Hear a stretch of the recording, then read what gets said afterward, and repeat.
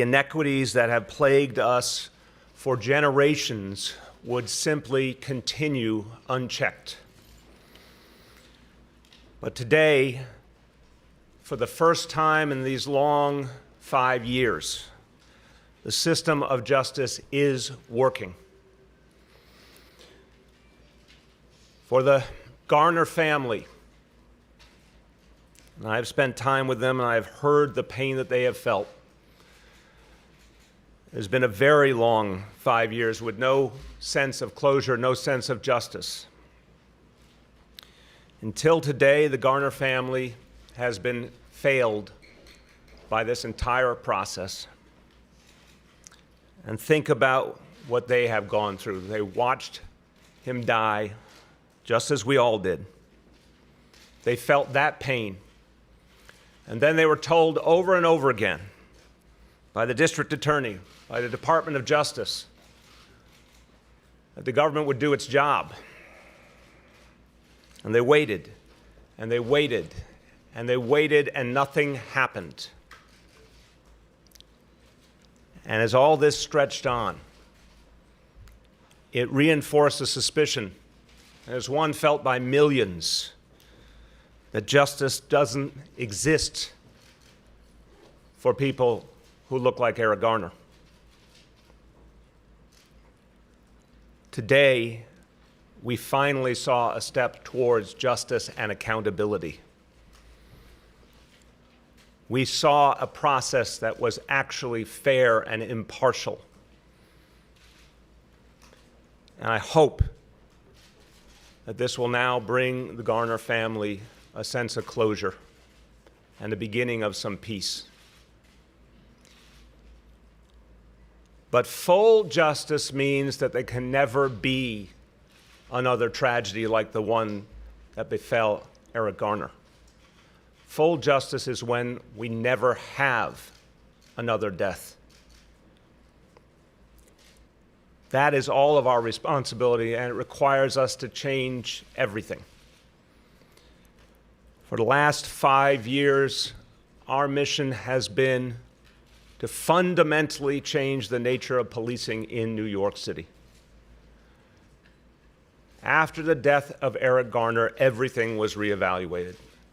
The entire police force was retrained, 36,000 officers retrained to de-escalate conflict, to understand the implicit bias that we all carry with us, and to ensure it would not interfere with their duty.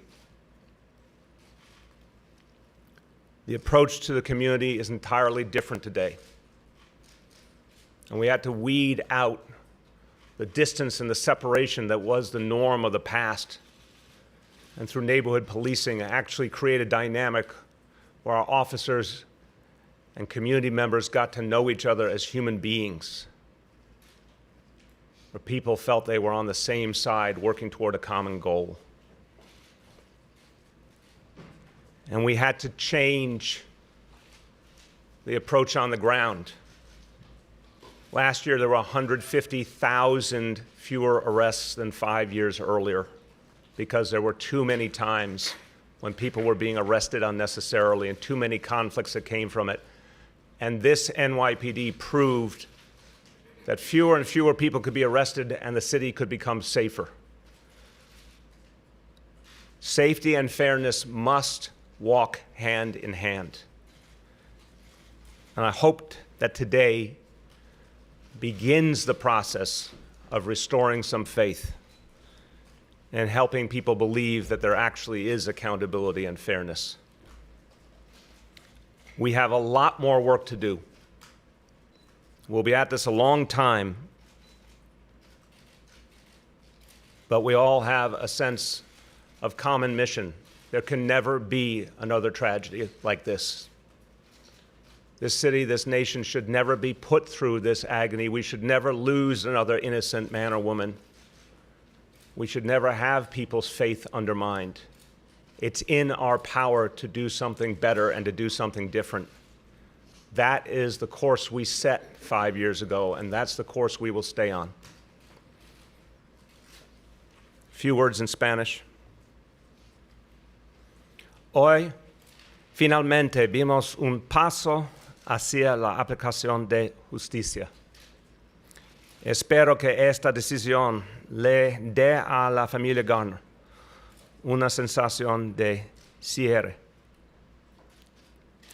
Trabajaremos para asegurarnos que algo como esto nunca vuelva a suceder.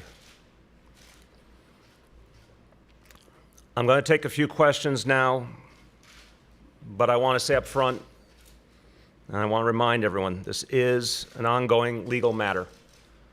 So there's very little I can add to my statement, but I do want to take a few questions. Yes? Mayor, who specifically in the Justice Department told New York City to hold off? Can you name the name? We'll get you the history, multiple conversations. Personally read Judge Maldonado's recommendation, and do you agree that he should be fired? Again, what I'm talking about today is a fair and impartial process has occurred. That's all I have to say. Have you read No, I have not. Al Sharpton said today that after the decision is made, he also wants to go a step further and call for new laws in Congress and congressional hearings. Do you support that, and what kind of law change are you looking? Look, I haven't heard what he said today. I know members of Congress want to look at this issue. I certainly think it's fair to say, here was a tragedy, it cannot happen again. And what I would ask the members of Congress to look at is the role of the Justice Department going forward. Remember, and I said it earlier on the radio, we had 3 horrifying cases that we all remember too well. The Louima case, the Bell case, and the Diallo case. In every one of them, there was prosecution either by the Justice Department or the district attorney. What's happened these last 5 years is unfathomable. There was no decision even from the Justice Department. That's a central question to me, Marcia. That can't happen again in the future. There has to be a decision on a meaningful timeline. What do you want Congress to do when they look at the Justice Department? They have to, I think they have to beg this very important question. Justice Department has to ensure speedy justice. It's right there in the Constitution. There can't be a process that goes on 5 years ever again. The Garner family, and what has been their response? I'm not going to go into private conversations today. As I said, it's a legal matter. Mayor, you said that today there's finally been a step towards justice and accountability. Does that mean that you believe that the ruling that was made today was just? Again, I believe the process was fair and impartial. And it's the first time we've seen a decision. I want to remind everyone, over 5 years, district attorney did not bring an indictment, therefore there was no trial. Justice Department did not bring an indictment, therefore there was no trial. For the first time, there was a trial, a fair and impartial trial, and a result. Remember that point about justice delayed is justice denied, that at least there was a trial and a result, and I have faith that it was a fair and impartial process. You said on the radio this morning that, policies have been put in place to never wait on the Justice Department again. Do you regret waiting on the Justice Department and not going ahead with the departmental trial in 2015? Absolutely. I cannot understand how this happened. Everything I had seen my entire life suggested the Justice Department believed it was its responsibility to act when other levels of government had not, or at least to make a decision quickly for the benefit of justice. It's literally beyond any compare. I cannot find any parallel to what happened here, and it's an unacceptable reality. I did not think it possible, honestly. I didn't think it was possible under either administration federally. But now that we've experienced it, we will never allow that to happen again. Gloria. Mayor, we understand that police commissioner is going to make a final call here, but have you spoken to him about the judge's recommendation? And why aren't you saying what your personal opinion is, now that we have this recommendation from the judge, what you personally believe should happen to this officer now? I have not spoken to him, and that is because I respect this process. And I want everyone to understand this. If you believe that there's a fair and impartial process, and I do, then letting it reach its conclusion beyond reproach, beyond question, is necessary. And I am talking as the steward of this city. We need closure in this city. The Garner family deserves it first and foremost, but we as a city need to end this chapter and move forward. I believe my role is to respect this process and respect the state law. And that's the best way to get to that closure. Jeff.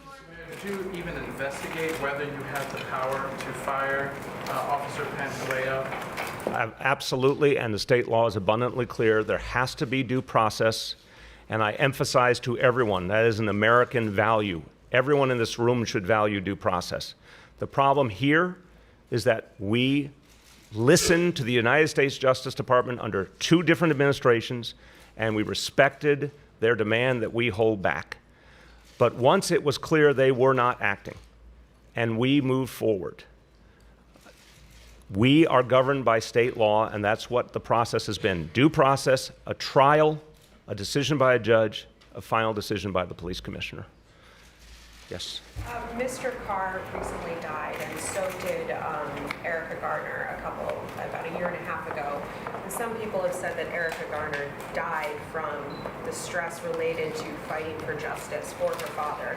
Can you speak a little bit about the family members of his who are no longer here to even see a conclusion to this?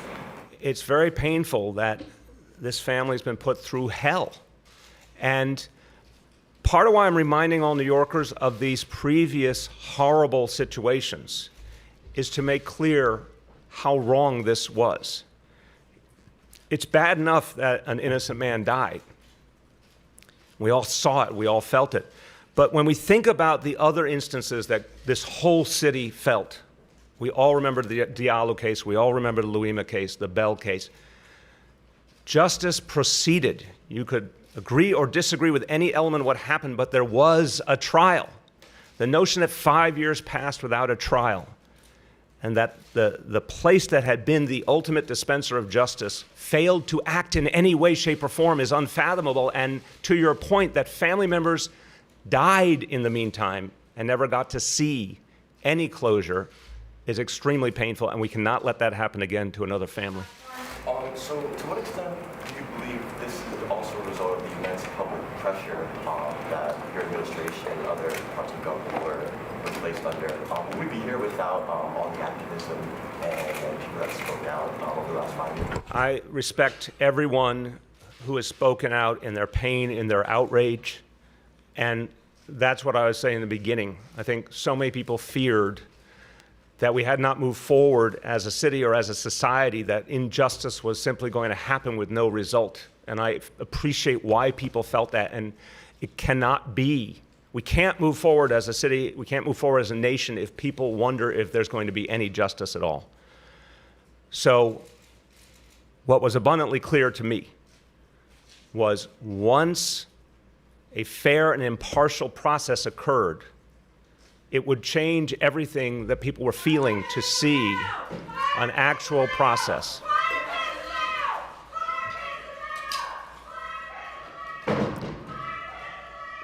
And that changes the entire discussion. That there's finally been a trial, that there's actually been a decision, and it is a fair and impartial process. Again, this is only a beginning of restoring people's faith. But this is the kind of thing that needed to happen a long time ago, an actual justice process, and now it has happened. Thank you, everyone.